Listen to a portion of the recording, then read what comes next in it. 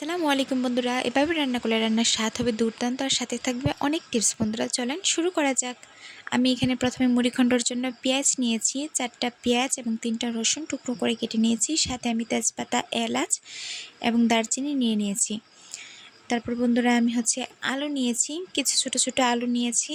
আমার কাছে আলু সেদ্ধ ছিল তাই নিয়েছি, আপনারা চাইলে নিতেও পারেন, নাও নিতে পারেন। তারপর এখানে আমি বোয়াল মাছ নিয়েছি, বোয়াল মাছের মাথা নিয়েছি আর এর সাথে একটা লেজ নিয়েছি। তারপরে দেখেন আমি চেষ্টা করেছি বোয়াল মাছটাকে মাঝখান থেকে কেটে নেওয়ার জন্য। আমি মাথাটাকে মাঝখান থেকে আবার কেটে নিয়েছি।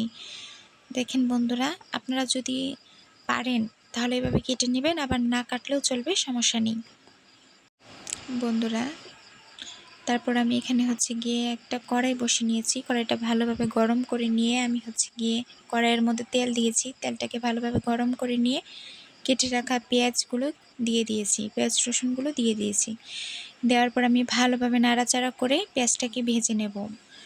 এখানে একটা টিপস আপনাদেরকে দিই, চুলার আঁচটা কিন্তু মিডিয়ামে রাখবেন। মিডিয়ামে রেখে আস্তে আস্তে সময় নিয়ে ভাজবেন। পেঁয়াজটাকে চেষ্টা করবেন হালকা ব্রাউন কালার আনার জন্য। আস্তে আস্তে সময় নিয়ে ভাজবেন, নাড়াচাড়া করবেন, চুলার আঁচটা মিডিয়ামে রাখবেন। তারপর হালকা যখন দেখবেন হালকা হালকা ব্রাউন কালার হয়ে আসছে তখন পানি দিয়ে দেবেন। এখানে পানি দিয়ে দিবেন। তারপর এখানে আমি বাটা মাছটা দেব। বন্ধুরা শুধু আপনারা আমার কথাটা মনোযোগ দিয়ে শুনেন। এখানে আমি গিয়ে জিরা বাটা দেব 1 চামচ, আদা বাটা দেব 1 চামচ এবং পেঁয়াজ বাটা দেব 3 চামচ। দিয়ে ভালোভাবে নাড়াচাড়া করে নেব এবং স্বাদ মতো লবণ দিয়ে দেব।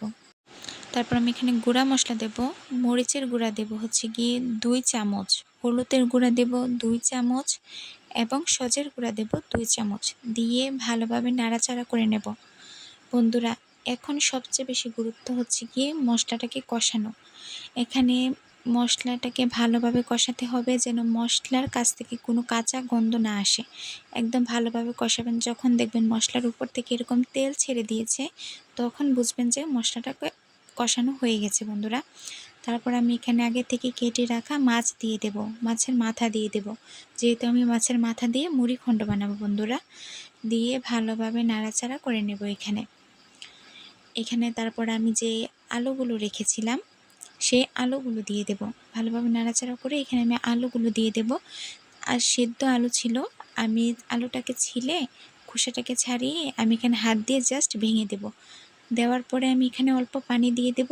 এই পানিটা দিয়ে এখন এই মাছের মাথাটাকে একটু কষিয়ে নেব বন্ধুরা। এখন নাড়াচাড়া করে এটাকে একটু ভালোভাবে কষাতে হবে। তারপর আমি এটাকে একটু ঢাকনা দিয়ে ঢেকে দেব।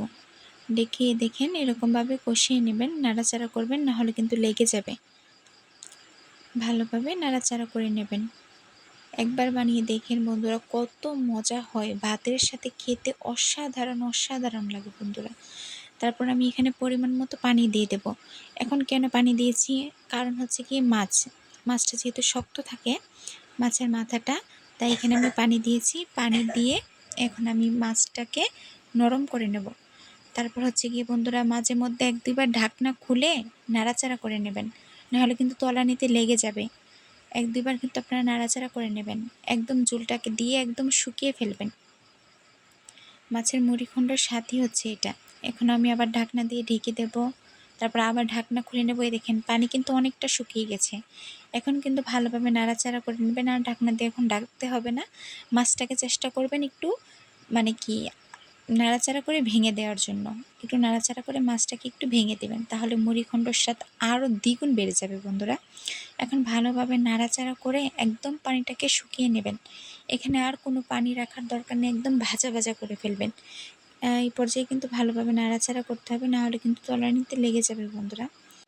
এই যে দেখেন বন্ধুরা কতটুকু লোভনীয় হয়েছে, ভাতের সাথে খেতে অসাধারণ। একবার হলেও ট্রাই করে দেখবেন বন্ধুরা।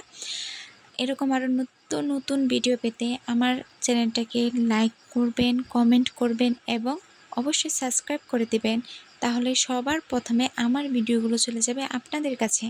ভালো থাকবেন, সুস্থ থাকবেন। আল্লাহ হাফেজ।